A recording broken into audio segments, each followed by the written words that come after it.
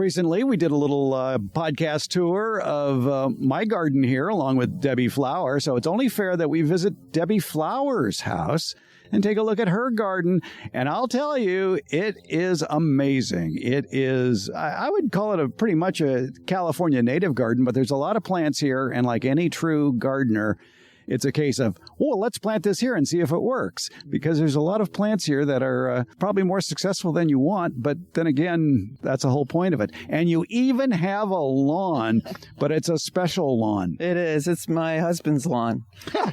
He'll tell you that. It's his lawn. I didn't want a lawn, but he did, just to look at. The compromise was that it's native species of grass, which we put in as seed. And they're mostly fescues, which are the fescues that grow in the sun, and this patch is primarily in the sun, are bunch grasses. So it's a lumpy lawn. And you don't need to mow it that much. No, he has string trimmed it or weed whacked it twice this spring when it goes into flower, because I'm allergic to grass, especially, grass pollen, and it doesn't look as nice then. It's not pure. Bermuda grass has moved in. Oak trees have grown from the nearby, acorns falling from the nearby tree, but it satisfies him, and that's okay with me. Happy husband, happy life. I forget. Something like that, yeah. But it's not that big. It's maybe 150 square feet. Right. It's not big at all. Yeah. So it's just a nice little patch of green, but surrounded by annuals, perennials, shrubs, trees. And looking down your driveway that leads to the street, is that a fried eggplant I see? Yeah, it's a Romney. It's actually past its peak bloom. It's a perennial, and it's a native to California. And the flowers are large, probably 5 inches across, with white with petals with a yellow center. Thus the common name fried eggplant. It is a gorgeous little shrub, and it gets, maybe 8 to 10 feet tall, if that. Yeah, that's it. That's what you're seeing. So the fence is, 5 feet, and then, probably 8 feet. It's an interesting combination of plants here, plus some evergreen shrubs throughout this area, which would be great bird sanctuary. I do have lots of birds. When we moved in, I'm on what's called a flag lot, meaning the driveway is the flag pole, and then the lot with the house on it is the flag itself.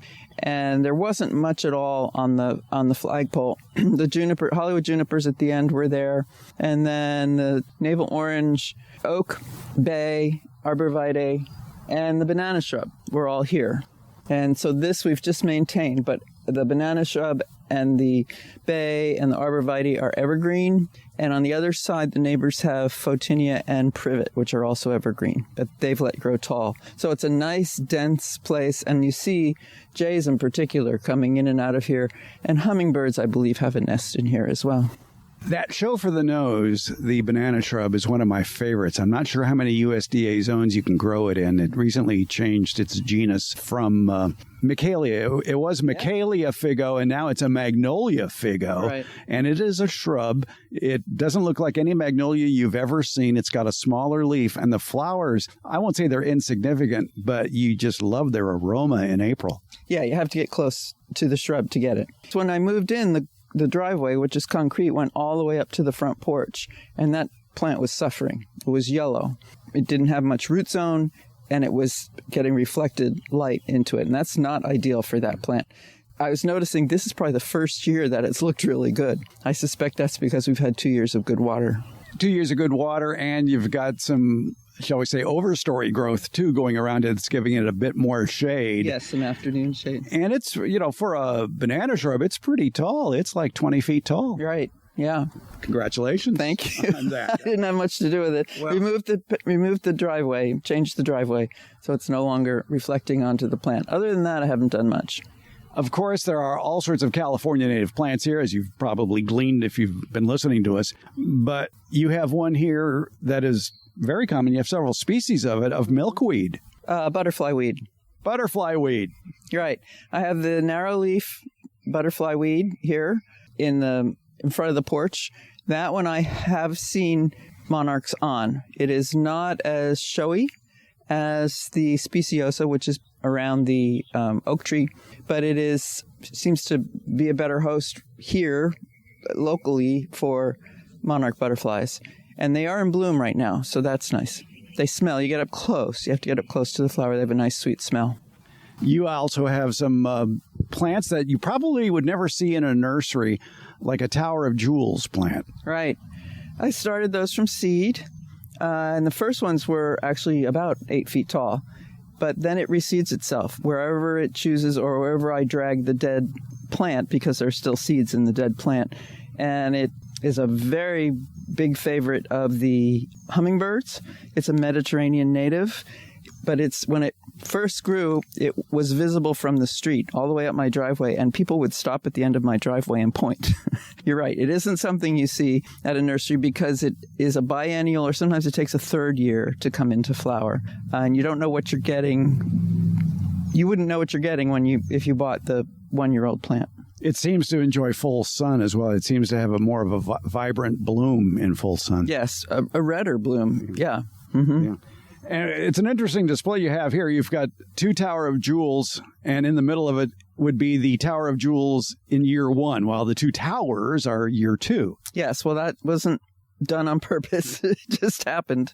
There had been some right up against the oak tree, and they were a couple of years ago, and they seeded, and this group of 3 came in.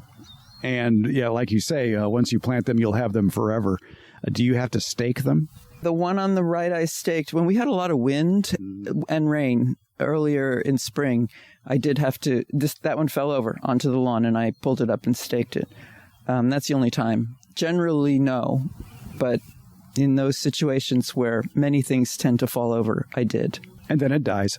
Yes, right. It dies, and I have dead carcasses around, and that's how I'm not a designer, but I say, oh, it might look nice over there.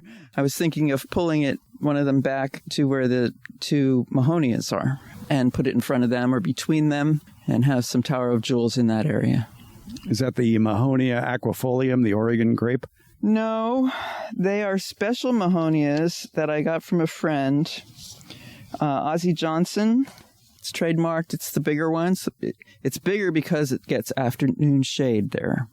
And the other one is Arthur Menzies.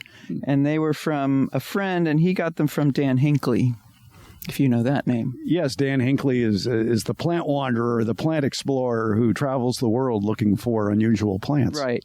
And Michael lived here. He was a student of mine, and he became a friend, and he lived here, and then he moved to Idaho. And when he moved to Idaho, he gave away a lot of his plants, and he has since had a brain tumor and died.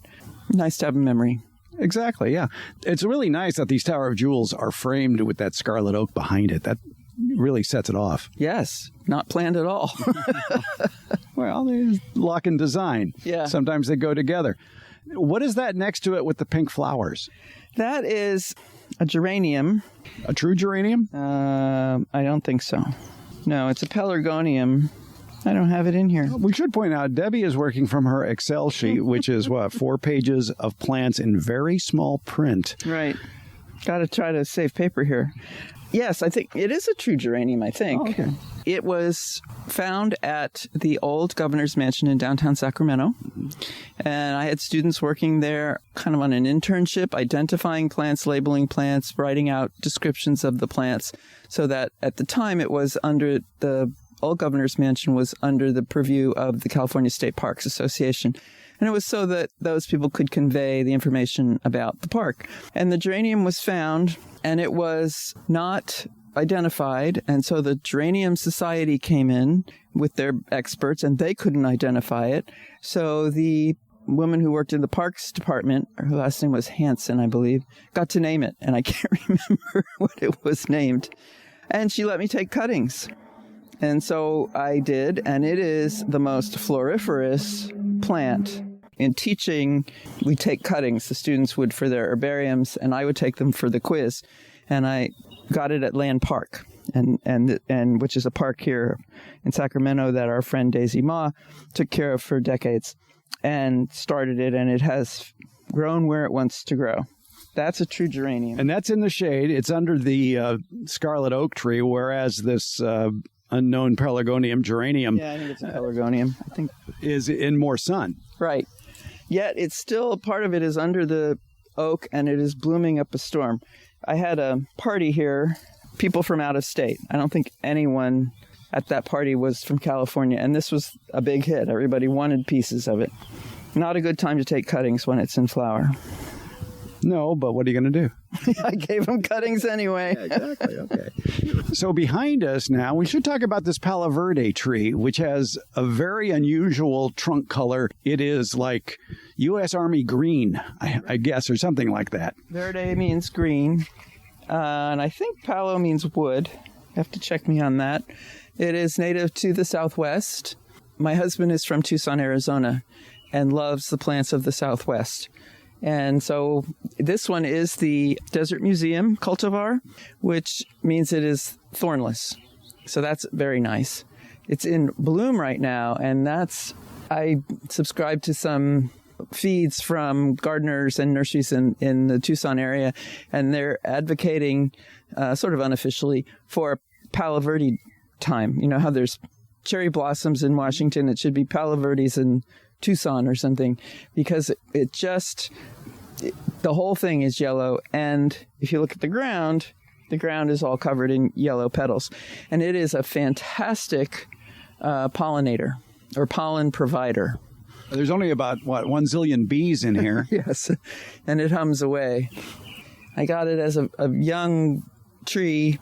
I have seen one Palo Verde Desert Museum as a single leader tree, and I was trying to keep it that way, and it just would not. It kept throwing suckers from the base, and I finally gave up and let it do that. And it leans because the morning sun is blocked by the bay tree and the oak to the east.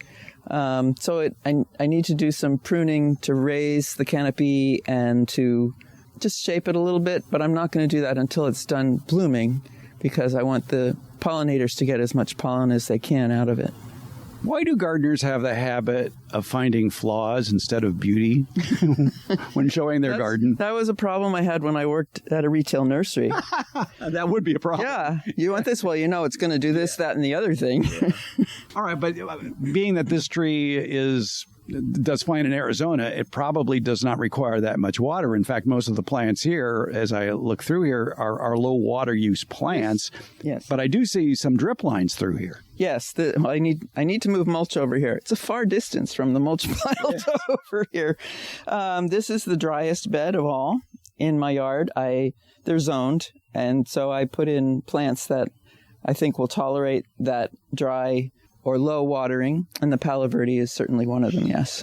Yeah, and it's and there's color. Now you think, well, okay, for a low water use garden, it probably has a very short season of color, but the salvias over there are going to give you months of color. Yes, they're going into flower, and it's purple sage, so it's a purple flower. The euphorbias had lime green. Unfortunately, my husband loves this euphorbia, Cheriacus wolfenii. It seeds around like crazy, so I only let it bloom for a short period, and I cut the flowers out. They were yellow in spring. You gave me these calendulas, which they're waning right now, but they have provided color for a long time.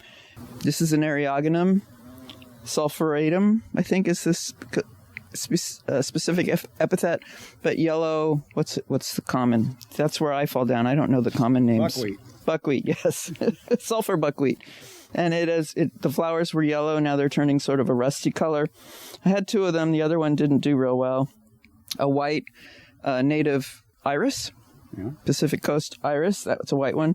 And behind it in lavender is verbena.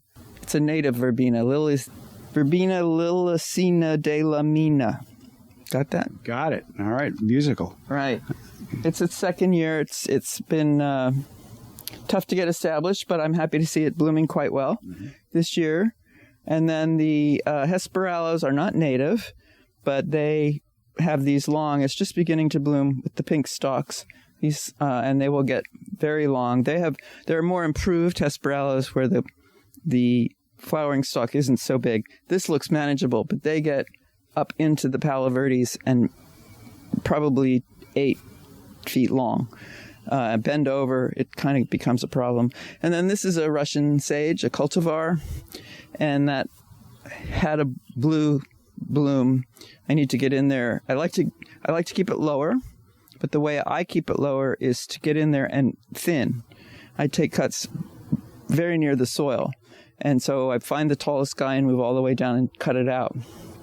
Pull it out. It's a messy job. Yeah, I would think you'd be scratched at the end of it. Yeah. Well, I wear gloves, an apron, and those arm protective things. Okay. And do it during a cool time of day. And, you just do a little bit and then come back the next day or a few days later and do some more. I don't like to shear it because then you end up with a whole dead inside and just a shell of leaves and flowers on the outside. So unlike Martha Stewart, you don't have an army of landscapers. No, I'm the gardener. It's me. Okay. Yes. I don't have a landscaper at all. Tell me about your soil, because one trait of California natives or drought-tolerant plants is they need quick-draining soil. And this area is more known for clay than it is quick-draining soil. Right. Well, this area was the driveway. And what do you put under concrete? Lime? A layer of stone, which we didn't take out. So it's a very shallow soil here, and it doesn't get a lot of water. The other is, we lived here 10 years before we found out we're on septic. And I don't know where the leach field is. Yeah, that's an issue. So I don't really know what this is, but it's shallow soil. I have come across some rocks. And I think this lot is built on fill. I'm not positive about that, but when I dig down, I see layers in some parts of the yard and not in other parts of the yard. Did the house originally have a well? Originally, this property belonged to the house behind. And that's a big 2-story, unlike the rest of the houses here. I am not aware that it had a well. We are on city water, which runs up the flagpole. Being a country boy from Harold, I could tell you that the leach field was always opposite the well. Right. My husband thinks he knows that the leach field is this direction, meaning east of the house and possibly under this bed. All right. Well, as Irma Bombach would have said, the grass is greener under the septic tank. Right. So I would imagine a lot of these plants have a history about where they came from. What is the oldest plant that you have here? Do you have anything that you grew up with in New Jersey? The Lychnis I grew up with, but I didn't bring it here. I planted it, though, because my mother would get it every year and plant it in front of the house, and I thought it was pretty, and it reminds me of her. I don't think I brought any plants from when I was a kid.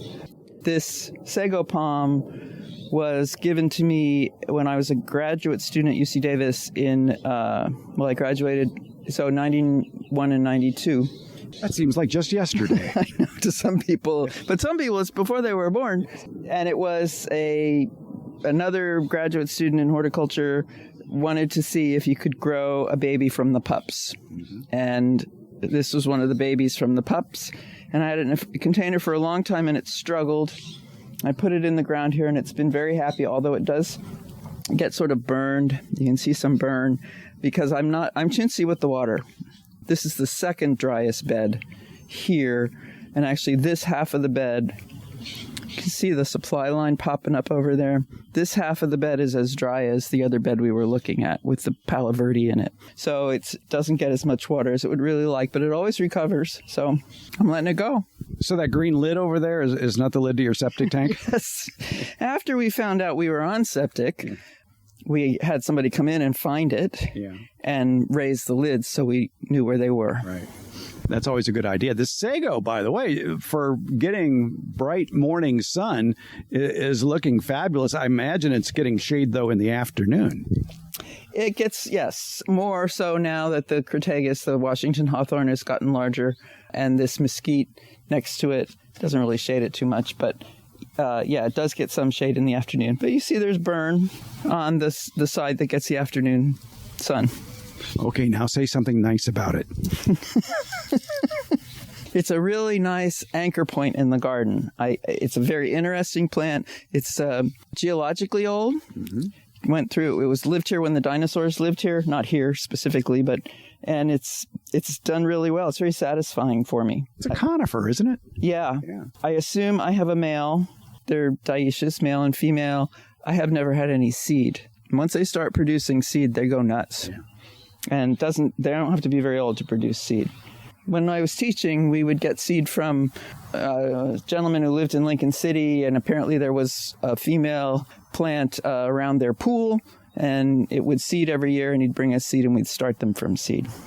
It's a beautiful garden, and because he didn't give me 2 reasons why this is a good plant. It's right next to your front door, so it's a good focal point for your front door. Yes, that's true. And I read somewhere, I'm not a designer, and I've decided you have to have a certain gene to be a good designer. But I tried reading the books about it and such, and they said that you should have a focal point, maybe the tallest tree in the landscape, but something, yes, to draw people to your front door. And this does that. You also have in your yard something you've talked about on the podcast, too, and that is a fountain with a slow drip of water going into this bowl that it might be a few inches deep. Right, that's the bird bath. Yeah. It's right outside the kitchen window. I should have shown you that. The little bit of design I do is from inside. I stand at the window and look out and say, what would I like here? And I'm actually planning to get another bird bath to put outside these windows. This is where I sit inside here and read. And I have my son and his wife gave me a sprayer. So we have a lot of hummingbirds in the yard, and I want to put a bird bath here with a sprayer on it and attract the hummers. That is the slowest drip I've ever seen. It's like 1 drop every 10 seconds. The adjustments are hard to make. It's just a little valve, rubber or plastic, attached to the hose bib, which is under that metal rod right there. And it's either off, slow, or so fast it's dripping over the side. But it's enough that the birds see it, and the drip rate changes with temperature. How deep is that particular bowl? I never measured. I'd guess 2 inches. Okay. But the birds still use it as a bath? The bigger birds, I would. The jays use it as a bath. The finches and the titmice and those littler birds, wrens, stand on the dripper and drink out of the hole. I've seen yellow jackets stand on the edge and drink, and the smaller birds stand on the edge and drink. So for the other one, I'm going to go to a wildlife store and ask them what would be a good hummingbird bird feeder. They say the hummers like to fly through water to wash themselves off. They don't get in it like the jay does. So I want to provide something for them, and it needs to be shallower. That's interesting you mentioned that, because I noticed on my own fountain in the backyard the other day, I stuck a hose in it to refill it. Mm-hmm. And I walked away to go do something else, because that's what you do in a garden. Mm-hmm. And I came back, and of course, it's overflowing the sides. Mm-hmm. But there were all these birds, including hummingbirds, beneath the fountain, which is maybe 3.5 feet tall. And they're whipping around just above ground level just to get through that falling water. Getting a shower. Yeah. They like a shower. Yeah. Oh, see, there goes the finch. Yep. No, that's a very nice little fountain you've got there. And yes. The slow drip is actually very soothing. The fence around it is maybe a little bit of a eyesore, but I have cats, and there are other cats in the neighborhood, and I just don't want it to be... I don't want to invite the birds in and have the cats take them out. Yeah, especially since there are too many perches around here for the cats to scope them out without being seen. Right. A favorite is under this pittosporum here. Yeah. And you've got something here that you talked about on a recent podcast, too, in talking about your wilder garden, is the wilder pathway. The gardener's pathway. Yep. This is one of those paths I talk about where I will prune things out of the way. Some of these branches of the abutilon get in the way, and I prune them out because I need this path. You have to be able to get through the garden, and this is the path. I used to have one going 90 degrees from it, but it has become overgrown. Yeah, it's about a foot and a half wide, and it meanders through the garden up here. Right. Yeah. Mm-hmm. In fact, I cut that abutilon back. That's the stump of it. It came up a little further from the path, which was perfect. Yeah, unfortunately, I recognize stumps of abutilon now very easily since that tree from our neighbor's house fell in our yard a couple of winters ago. And like any good gardener, Debbie also has a big pile of mulch waiting to be moved. Yeah. All right, we're over here at the end of the driveway in front of the garage, and there are some plants that look sort of familiar and others that are wacky. One of my favorite wacky plants right here is this Verbena bonariensis that puts up these beautiful blooms on long shoots. Yes, and it's another one that seeds itself around. You get to know what it looks like in the seedling stage and pull it out because you don't want it everywhere. But I thought it was such a positive accident that it came in front of this, it's called a Fat Albert blue spruce. So the gray blue of the blue spruce with the purple in front of it I thought was very pretty. And then there's the desert willow over here, a very drought-tolerant plant. Mine has never grown very fast, and I think it's because it's so close to the driveway. But I took a cutting and started one when my son lived here in Sacramento and gave it to him, and his grew huge, and he never watered it. And it blooms these beautiful orchid-like flowers. So when we first moved in, there was nothing here except on the fence is the neighbor's wisteria, and I didn't want the view of their yard. So I put in the Elaeagnus over here, which is the variegated green and yellow, a very drought-tolerant plant. This is a toyon in the white, blooming in white flower. That's a Raphiolepis in the back, which I think maybe needs to be trimmed a little bit. The grass is deer grass. And then this is Texas privet behind, which is another drought-tolerant. It's a deciduous plant, and it produces fruit that birds like. So that combination, they're fighting it out. The Elaeagnus has been more aggressive, assertive than I anticipated, and I go in periodically and whack on it. As I said, the Raphiolepis probably needs to be brought down, and the Bermuda grass is coming up in the deer grass. So in cooler weather, I will climb under there and pull it out. And the privet, is this a nice privet or a thug? Well, that's its common name. It's not yes, it's a nice privet. It is not in the same genus as the privet that we find to be New Mexico privet, desert olive, Texas privet, Foresteria neo-mexicana. You're right. That's not a privet. Right. It's native from north central California to Riverside, east to Colorado and Texas. Good bird plant for food and cover. Looks like it would be either a large shrub or a small tree. Right. And I'm only pruning it. There's another gardener's path behind. I'm only pruning it to keep it out of the path, and I just want to see what it's going to do. It's not evergreen, though, is it? No, it's deciduous. Okay, because if your goal was a privacy screen, you'd want evergreens, but the Euonymus is evergreen. And the toyon and the Raphiolepis and the Fat Albert blue spruce. Yeah.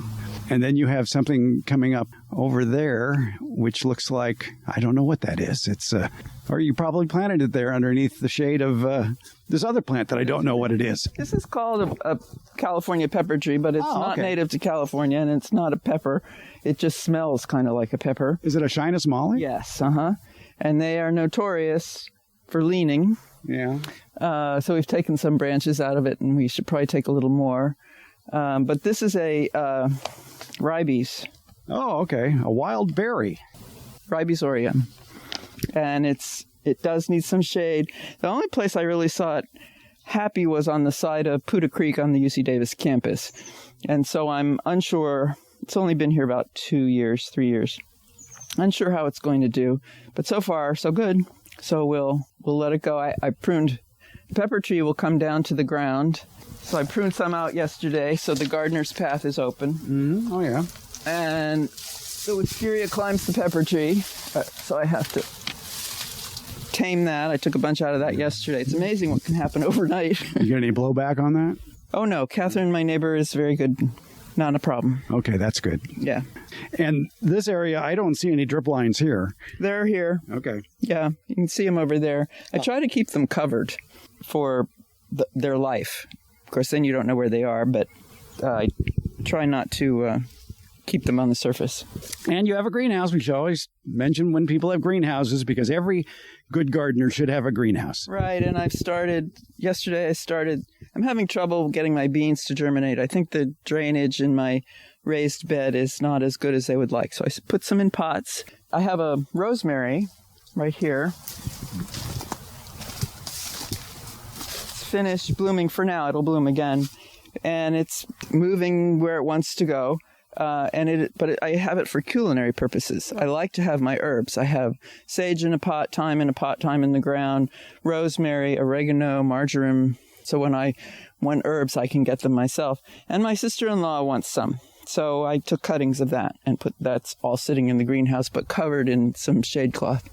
So this is all, too, happening under the shade of, to me, it looks like it's alcova. It is. It's the cultivar wireless. So I am surrounded on 3 sides by power lines. I have met the SMUD vegetation. SMUD is our utility, electric utility, and they have a vegetation management group, and they come and check your property, not all that often, but chart what needs to be cut down out of the power line. So anything over about 25 feet has to be cut down. And they then send out a crew that just whacks away at the top until the plant is 3 feet below the power line. And then it grows back. Right. So I tried not to put things in the way that would get into those. And it's the high tension lines. It's the one at the top. The low ones are the internet providers and phone service and that kind of thing. And they're not a problem. Yeah. So this is the wireless cultivar. And its job in the garden is to shade the patio. And it's finally, in the last 2 years, gotten to the point big enough that it is doing that. You mentioned on a previous episode about your food garden, and guarding it are birds who like to perch on poles. I see some poles over here next to your raised beds. Mm-hmm. Is that where the birds perch to look for tomato worms? They perch on the cages themselves. They perch on the power lines above, and anything they can find, they do perch. Yeah, and go to work. Now, what is this? Is that an apricot tree? That's an apricot. It's the earliest apricot I'm aware of. So I hope you take some home with you. We are inundated. What kind of apricot? I don't know. Came with the house. Can you make daiquiris with it? Oh, I'm sure you can. Okay. I didn't get this part pruned out yesterday. Here's my white sage in bloom. Yeah. And then manzanita, the really common one. Dr. Hurd. No, not Dr. Hurd. All right. Arctostaphylos uva ursi. No, that's a ground cover. Howard McMinn. Oh, it's Howie. It's Howie, yes. Right. And a whole bunch of California poppies, red bud. And I stood here and watched. See the holes in the leaves? Mm-hmm. The leafcutter bees use the leaf of this plant to line their nests, and then they lay their eggs in the lining. And I happened to stand here one day, and there was a leafcutter bee doing its thing. And I was so shocked, I just stood there, and I should take a picture. Well, of course, by that time, they're done. They're done. Yeah, see, they're all falling to the ground. We need to clear the fruit. You have a paper bag? I have a lot of bags in the house. Okay, good. Yeah. I got pegs, too. Yeah. All right. So among your wacky plant collections, you have this asparagus here. Tell us about this. Well, that was in a pot when I moved here. And, the first places you plant are where you have water. So the first drip line we put in was in this area. And, of course, I don't think the Zelkova was in by then. And so I planted it, and it's done well. It's in the gardener's path, which it's one of the places I haven't subdued the plant to keep the gardener's path open, because you can brush past it. It doesn't hurt you. It would look much better somewhere else, but I don't have the heart to dig it up. And something we have done a little chat on a couple of years ago or so are your cattle watering troughs filled with bamboo. Have they escaped yet? No, there's a hole in the irrigation in the middle one I got to fix, but nope, they're doing just fine. Giving you the privacy screen. Right, to the windows in the house beyond. A little bit messy.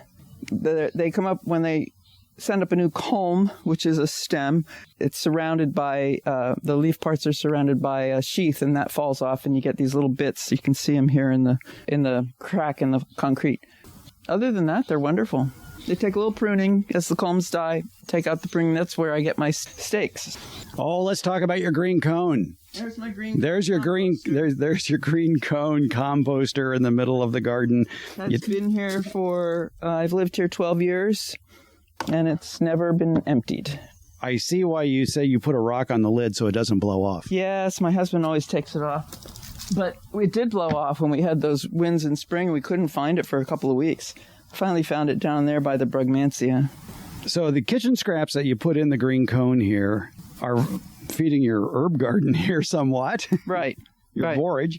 Right, my borage, and these are straw flowers I just put in for this year. I have the borage here because it's near the vegetable garden, and it is attractive to pollinators.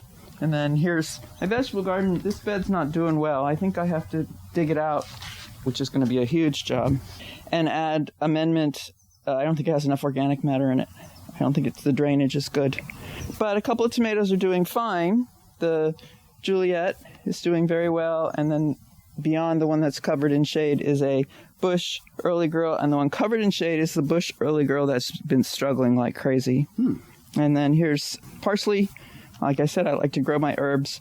One is going to seed. Parsley's are biennial. The second year they flower and seed. And there's a marigold came up from seed from last year. And one lone bean plant. Well, there's 3. Oh. And that's, like I said, I've been having trouble. And I think it's drainage problem. So, yeah, I have 3. And where the white tags are, I put in fresh seed that I bought. And it's purple bean, so I'd know which is which. I probably need to give it a little more time, 5 more days or so, to see if they're going to germinate. All right. I notice you have a smart pot here. I do. Tell us about what you're growing here in the smart pot. It looks to be squash-like. These are cucumbers in the cage, so I want them to climb. There are 3 here. That's going to be too many. So I'm going to take at least 1 out, maybe 2. But you see my little bamboo trees? Oh. That's to prevent the wildlife from... My cat will just get in the bed and lay down. So keep her from doing that. That's the basil right here, these 4 little seedlings. And that's a zucchini which has not germinated. I put a new seed in a couple of days ago. So these dead stalks are just your bamboo cuttings? Yes. Mm-hmm. You're brave. Why is that? Well, they might root. No, they're dead. Okay. I took the dead ones. These are one of the jobs of the dead culms. And just cut them and stuck them just to keep the wildlife out of the garden. And you see there's drip spray irrigation. Okay, it's spray irrigation you have on 1/2-inch tubing going around this circular smart pot. And across the middle. And across the middle. And it's spraying, probably the one in the middle is 360 and the others are 180s. Actually, some of them are 90s. 90s, yeah. Because the 180s tended to overshoot the side. You can regulate them, but again, the regulation is limited. Yeah. I have a couple of 180s and a couple of 90s to try to prevent overflow. And this is Grindelia, this yellow plant here. It's native, sticky Grindelia it's called because it produces some kind of sticky stuff in the center that insects like. Sticky Grindelia. It sounds like a pickpocket in Paris. Yes, true. Yes. And this is a Chilean mesquite planted to shade the house because it's the west side. The bedroom gets really hot. Training it to go tall and wide. I don't know if you can see it. It sort of has an angle in the trunk. Mm-hmm. Well, the bottom below the curve is the actual stem. What the plant did, they grow very fast if they get any water. I don't give them a lot of water, but they got water. And it fell over. And the cats loved it. For the summer, they just hid under there. But then I cut off the part that fell over so a branch would grow up. So that's... I'd say you're successful. Yeah, it's doing all right. Yeah, it's 20 feet tall. And the beauty of the Chilean mesquite is that it does not have armature. It is unarmed. Yeah, for your botanical fans out there, usually if the botanical name has the word inermis in it, it means it doesn't have thorns. Right. Like a Gleditsia triancanthos inermis. Right. And that's your Latin for the day. Thanks for coming to class. This blue oak was a volunteer. It's a blue oak. Yeah. Wow. Under the power lines. That's a problem with power lines. Yeah. Birds and squirrels and things sit up there and poop out the seed. A blue oak is such a majestic tree. Yeah, so far we've been lucky. It went over the house too, and I didn't like that for fire reasons. Yeah. So I had it pruned back. We'll see. And then this callistemon, I'm not sure if it's ours or our neighbor's. It's just about done. It bloomed in April. It was beautiful.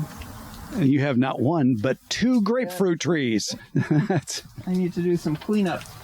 All the fruit. Or start drinking gin. Yeah, something. There's not a lot you can do with grapefruit other than eat it. My parents were huge grapefruit eaters. Every day they'd have half a grapefruit, and I just never got into it. And this is another navel orange. It's done for the season. This is a peach. Yes, it is. That was cut down. It came back. It came back, and I'm not sure. It's got fruit on it, but I'm not sure if it was the frost peach. Yeah. I'm not sure if it's frost that came back or the rootstock. Yeah, rootstock, it could be a Babcock, which would be one of the few edible rootstock peaches around. We can hope. I thought I'd wait. There's not a lot of fruit on it. And I haven't pruned it, shaped it well or anything. I was going to take it out. I thought brambles might do well back here. Okay. And then all of these tower of jewels because I drug one of the dead ones back here and laid it down. I have to pull some out along the path. It gets in the path, and they're very itchy. Now, Debbie, here in your front yard, I know you guys like to party, but really, leaving a wine bottle stuck upside down in your garden? Oops, busted. No, that's a watering system. You can see at the base, there's some terracotta potted stuff sticking out of the ground. That's an oya of sorts. It's a funnel-shaped, fairly narrow, and it holds a bottle. And this is a new plant to the garden in spring. I don't like to plant into the garden after March because you need to water that plant very frequently. And if I forget or we travel, I don't get to that. So I got these little oya containers, and you fill a bottle with water. In this case, it's a wine bottle. Turn it upside down. The water pours into the oya, and it seeps out into the ground as needed. And that has helped establish some plants that I bought later in the season than I would have liked. Now, the oya, which is, by the way, is spelled O-L-L-A, is a terracotta pot that's buried in the ground. How big is that pot underground? This one is very small. I have bigger oyas down the driveway. They're not in use right now. They're just being ornamental. Maybe holds 2/3 of a cup of water. So you fill up the wine bottle maybe once a week or so? This one has been less often than that. It's down to about... It's like down to about a third? Half, Okay. Yeah. So I don't know why. I don't know. I have one on the Atroplex we looked at over there, and that one I have to fill. I looked at it yesterday thinking it was empty, but it wasn't. So that one's about every 10 days. This one's less often than that. And the moisture leaving that pot is only what seeps through the walls. There's not holes in that pot. Correct. Yes. That's remarkable. Yeah, it's working well. I'm happy because nurseries carry really cool things in spring, but it's difficult in our climate to get them established because we get hot so quickly, and we get so hot and dry so quickly that establishing a plant in this is much better for us to do in the fall. It's much better in most climates to do later in the season, but this allows that to happen. And they're reusable, and it uses a bottle we would have anyway, so it works. And we should point out something you frequently mention on the show, and it makes perfect sense that when you put in a new plant, you need to keep the root system for that new plant watered close to the plant, because it's going to take 6 weeks for those roots to grow into the surrounding soil. Right. And this bed is irrigated by a grid of drip lines about every foot. So the field soil is getting wet, but the media, and you can see the top of it at the base of that lavender, the media that the plant came in isn't necessarily right at a drip line. So this oya solves that problem of watering the media right around the roots of the plant. And it's going into bloom. It wasn't in bloom when I bought it. This was a lavender plant. You see, it looks like 4 now, or 3. It was a lavender plant that grew up, fell over, layered themselves, rooted into the soil. Other parts died back. And so I ended up with the plant in the far distance, the plant near the calendula, the plant near the sidewalk. And I went out and bought one more to sort of make it a bigger patch. And then I have lots of plants in containers. Yes. Oh, these are the famous Debbie Flower container plants that I haven't gotten around to planting yet. Well, those are outside the kitchen. These are going to live in pots for their life. And almost all of them are gifts. I don't think I purchased a single one. In some climates, they would be house plants like this Schefflera here. Right. And the ficus, the rubber tree, and it... I think I brought that, we propagated it in school, and I had it in the bathroom, and it grew tall and fell over and lost a lot of leaves because there wasn't a lot of light in there. So I said, all right, I'll just put it on the porch. And here it is. It's coming back, looking good. One person might say, that's quite the mishmash of plants you have. To gardeners, they go, wow, what a great selection of plants you've done here, and landscaping it so it all flows together. Well, that would be a big compliment. It's a continuous process of seeing things and editing them, thinning them out, taking things out, replacing them. Keeps me busy. And life is too short to put up with a problem plant. Yes, I think of that and think of you often in that regard, yes.